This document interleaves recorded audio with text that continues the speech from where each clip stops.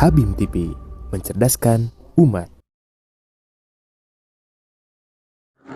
Assalamualaikum warahmatullahi wabarakatuh. Alhamdulillahirrabbilalamin. Allahumma sholli ala Muhammad wa ala alihi wa sahbihi ajmain. Dalam sebuah ayat Allah menjelaskan tentang bagaimana perbedaan diukur dari pengetahuan. Pengetahuan terhadap kebenaran tentunya. Pengetahuan terhadap al-haq. Bukan hanya sekedar berbicara pengetahuan secara umum, tapi juga ada hal-hal yang menyangkut ketugasan seorang mukmin muslim sebagai hamba Allah, di mana memahami kebenaran adalah sebuah hal yang penting, sebuah hal yang prinsip dalam kehidupan. Allah Subhanahu wa taala menjelaskan di dalam surat Ar-Ra'd ayat 19, A'udzubillahi minasyaitonirrajim. Bismillahirrahmanirrahim. Afaman ya'lamu annama unzila ilaika mir rabbikal haqqu kaman huwa a'ma innama yatadzakkaru ulul albab. Shadaqallahul azim. Pemirsa Habim TV yang dirahmati Allah, pertanyaan dari Allah di ayat tersebut adalah, apakah sama orang yang mengetahui kebenaran yang diturunkan Allah dengan orang yang buta?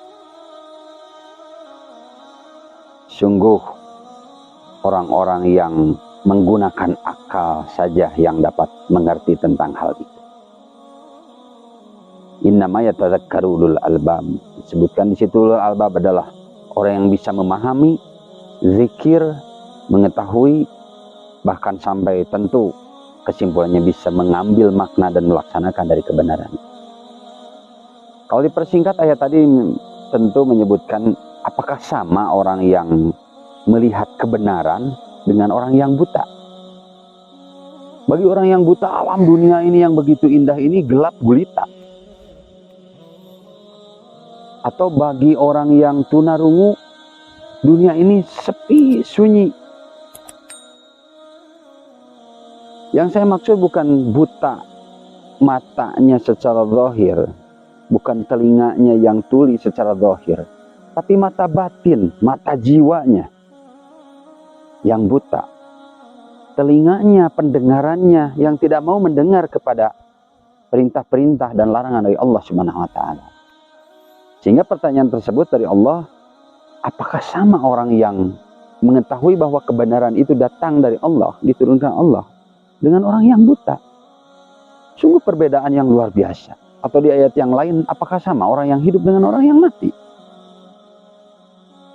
Sungguh perumpamaan yang menakjubkan kalaulah kita telaah lebih dalam. Kalau kita coba pejamkan mata kita, dunia ini menjadi tidak terlihat apapun. Gelap gulita. Nah, kebenaran yang datang dari Allah, al-haq yang datang dari Allah, berupa aturan-aturan seperti sederhana, hanya sekedar mengatur rumah tangga, mengatur bermasyarakat, cara berdagang, cara bertani, cara bekerja, cara berperilaku, memperlakukan diri, memperlakukan orang lain, itu aturan-aturan. Tapi kalau manusia tidak diatur, tapi kalau manusia tidak mengikuti apa yang diturunkan Allah berupa kebenaran, bisa berantakan kehidupan ini.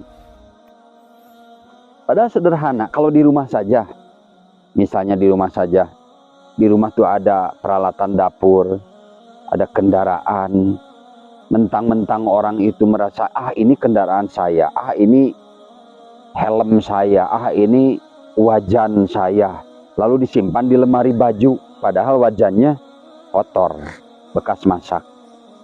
Ada itu hanya perihal kecil saja, tapi ketika itu tidak mengikuti aturan, maka dampaknya akan semrawut. Bukan hanya tidak nyaman, tapi membuat sesuatu itu menjadi berantakan, menjadi kacau balau. Baju yang harusnya bersih terkena oleh kotoran dari wajan bekas masak. Misalnya kendaraan yang harusnya di garasi ini malah masuk ke kasur dan lain sebagainya, itu kan sudah berantakan. Walaupun itu milik dia. Tapi ketika itu tidak ada aturan di rumahnya, ketika itu tidak mengikuti apa yang seharusnya dari sebuah ketentuan-ketentuan, maka betapa kacau balau. Demikian juga manusia, ketika itu tidak mengikuti apa yang diperintahkan oleh Allah yang Maha mengetahui kebenaran, maka akan terjadi simpang siur, tumpang tindih. Yang seharusnya anak menghormati orang tua, yang seharusnya anak itu berbakti kepada orang tua, yang seharusnya orang tua itu mendidik terhadap keturunan dzurriyyahnya, ini pembiaran atau justru mengarahkan kepada hal yang buruk, baik itu disadari atau tanpa disadari, maka akan terjadi kacau balauan. Mana yang harus dibela? Mana yang harus disingkirkan dari kehidupan kita? Nilai-nilai yang buruk malah disimpan di dalam rumah, di dalam hati, di dalam pikiran kita. Maka akan memperburuk kepada langkah, tindakan, dan sesuatu yang seharusnya A malah menjadi B. Yang seharusnya kebenaran malah menjadi kesalahan. Keburukan dianggap kebaikan. Ini sudah sedemikian simpang siurnya karena memang manusia tidak mengikuti apa yang diturunkan oleh Allah tadi, yaitu al-haq. Maka manusia pun ketika buta mata hatinya, seperti halnya orang yang mungkin buta, mata zahirnya dia bisa melangkah, tapi langkahnya tidak terarah. Dia tidak bisa mengetahui mana yang harus diinjak, mana yang harus dihindari. Dia mungkin yang harusnya belok, ya yang harusnya lurus malah tidak mengetahui apa yang harus dia lakukan. Tentu bagi kita, saudara-saudara kita yang tunanetra misalnya, secara mata lahirnya, zahirnya mungkin beliau tidak bisa melihat. Tapi kalau mata jiwanya bisa memandang kebenaran itu diukur dari apa yang ia dengar, dari indera yang lain selain matanya, maka kebenaran bisa didapatkan. Maka wahyu bisa dicerna. Maka perilaku, tindakan, akhlak bisa sesuai dengan apa yang diturunkan Allah. Tapi tidak bagi orang yang buta mata hatinya, mata batin, mata jiwanya gelap gulita. Maka apapun bisa dimakan, apapun bisa diambil, hak orang lain. Maka demikianlah orang yang tidak mengetahui kebenaran yang diturunkan oleh Allah adalah seperti orang-orang yang buta. Berbeda dengan orang yang mengetahuinya, memahaminya, lalu selanjutnya mengamalkan apa yang seharusnya Allah perintahkan. Apa yang seharusnya dijalankan karena memang Allah sudah memerintahkan harus A, maka ia jalankan A, apapun resikonya. Jangankan untuk menggapai akhirat, menggapai dunia saja ada resiko. Para petani di sini mungkin harus dari subuh dia dingin datang ke sini, nanti panas dia berpanas-panasan, hujan kehujan, itu resiko. Itu hanya berbicara tentang mengejar dunia. Nah, bagaimana dengan akhirat?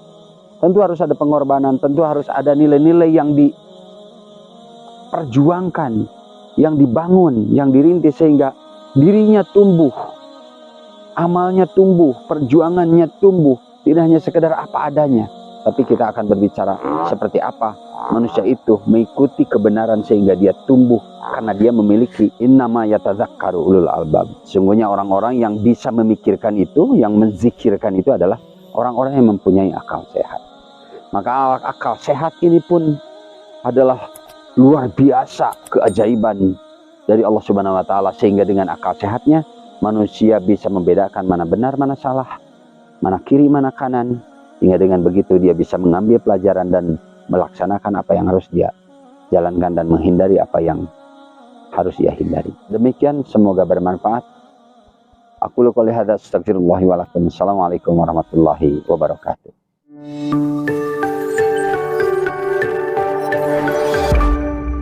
Habim TV, mencerdaskan umat.